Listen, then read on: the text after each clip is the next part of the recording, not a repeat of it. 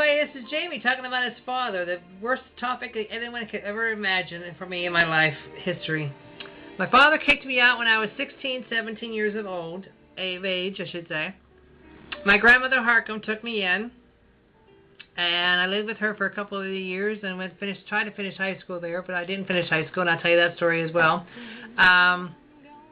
Let's see. My father then did something to my dog that I had, whose name was Grumpy, who will probably be at the end of this picture, at the end of the video, in a picture. He was a sweet dog. He did something to the dog where the dog got sick and the dog had to be put down. Then the woman next door that was living next to us at the time told my mother, point blank, well, I guess he got rid of Jamie, and now he got rid of the dog Grumpy, so I guess the next two will be you and Jesse, which happens to be my brother. Okay. So shortly thereafter, a couple of days gone by, my grandmother and I get a phone call on the phone. It's my mother on the phone, crying, because my father had to sit down with a gun at the kitchen table. Told my mother and my brother to get out, point blank, at gunpoint. So my grandmother and I and my grandfather went down to pick up my mother, get some of her stuff that was out, and my stuff as well was still down there too, actually. So I had to get some of my stuff as well as my brother's and my mother's. And my grandmother said, we'll hook up my grandfather's trailer back to the Suburban, 1979 Suburban, because we could haul a lot of stuff back then. Went down to get some of the other stuff that we had left there, and half the stuff was already gone. Where it gone, I have no idea. But I do know that once my mother and my brother left the house, my father moved in next door to the woman that he was fooling around with, who happens to be married to him at this time still. Her name is Carolyn. Carolyn, I don't know her last name, but her last name, maiden name, but her married name is Vermillion now. Anyways, they live in Arizona. His name is Paul Vermillion. I haven't been in contact with my father for over 20 plus years. Every year around Christmas time, so I'm hoping to get another one sometime shortly, either in the mail or in an email, he sends us a letter. Tries to get controversy stirred up between me, my brother, and my mother, where we're fighting between us. And I'm sick of it, actually. Recently, he sent us an email stating that, to my brother and I, that he has taken us out of his will, not to be looking for anything in his will. You weren't in our life for 20 years. What makes you think we're going to want something from your sorry ass now? Then he sent me an email wanting forgiveness. And I'm going to read a letter that I wrote back to him, which kind of explains my father, kind of explains the situation, why I can't stand my father to this day. And I'll even read you the remarks that he wrote back to me. This is the letter I wrote to him. Because remember, he was looking for forgiveness from me. This is the letter I wrote back to him. Forgive someone of the past is what you're looking for here. I wasn't the one sleeping around with our babysitters, which he did a lot. Not to mention wanting us to tell one of our babysitters we wish you could be our mommy. Which I did not follow your command at that stupid idea of yours. Jesse did, but he was younger than me and really didn't know what was going on. But I sure as hell did. Or, how about when I was in the hospital for dehydration? You remember that? You told everybody that I was faking being sick so I didn't have to go to school. And my grandmother Harcum took me to the hospital, and in 20 minutes longer, I would have been dead from dehydration. Which is what you probably was hoping for after all. You didn't want a gay son in your life.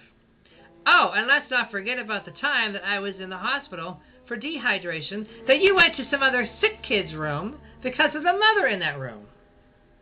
This is my father, mind you. He was fooling around with the woman next door in the next hospital room. I'm in the hospital sick, but he's fooling around with the woman next door who also has a sick kid in the next room next to me. I remember that because coming out from either testing or coming out of the room somewhere, I remember seeing them either going down an elevator together, and she actually came into my room at one point, acting like my father and her was like old friends. Like, yeah, right, okay. Anyways, let's see.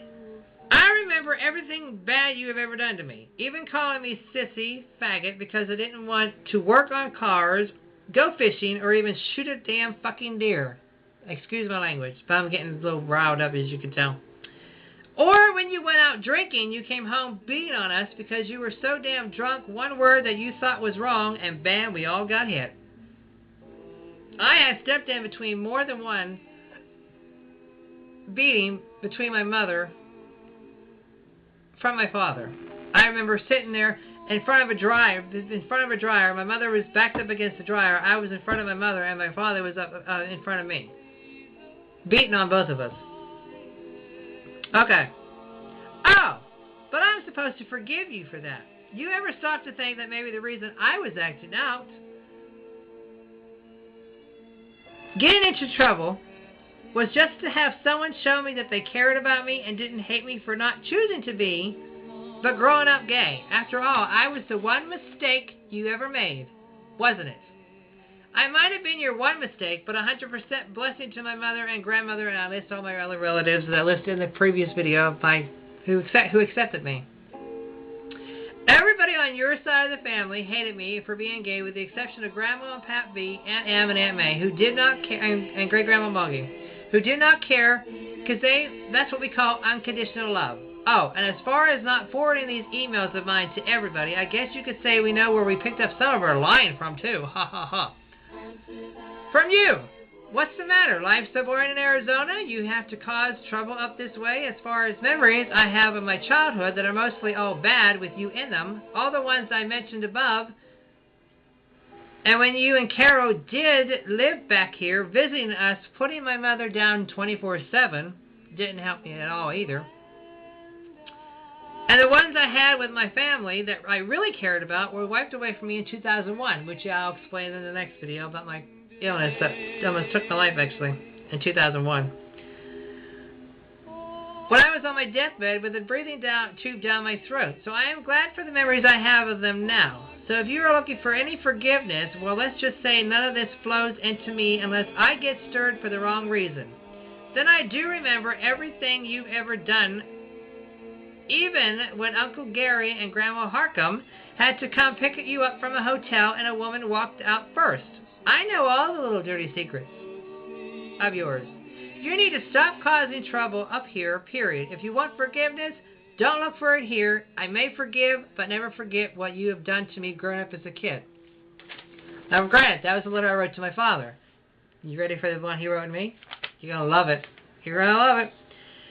Here's a thought, you SOB. You can go to hell and leave me alone, you queer. I'm sick and tired of your SHI equal mark. Don't ever contact me again. You can go to hell in your own time with all the other homos. I tried to be nice, but you are the most sick in the head SOB I know. But I'm not the one beating on your wife, fooling around babysitters, fooling around other hotel rooms with other women, etc., etc. That'd be you, my father. Everybody is wrong but you. Read your Bible, you're going to hell, and I'm glad. That's where you belong, hell. Ooh. Don't ever contact me again. I never contacted him to begin with. Ever. Never. I will never do it. I don't ever want to hear from you, even if you were in the hospital. I disown you. Let Joel be your dad. I disowned you 20 plus years ago when you kicked me out. Ha ha! And I don't care who you tell about this letter. You are the worst person I know. Yes, I know. Thank you. I greatly appreciate this award. Anyways, that's my father in a nutshell. So, thank you for listening. Now you know my background of my father and why I am who I am today is not because of him. It's because of the other people that I mentioned in the prior video. Love and laughter and peace.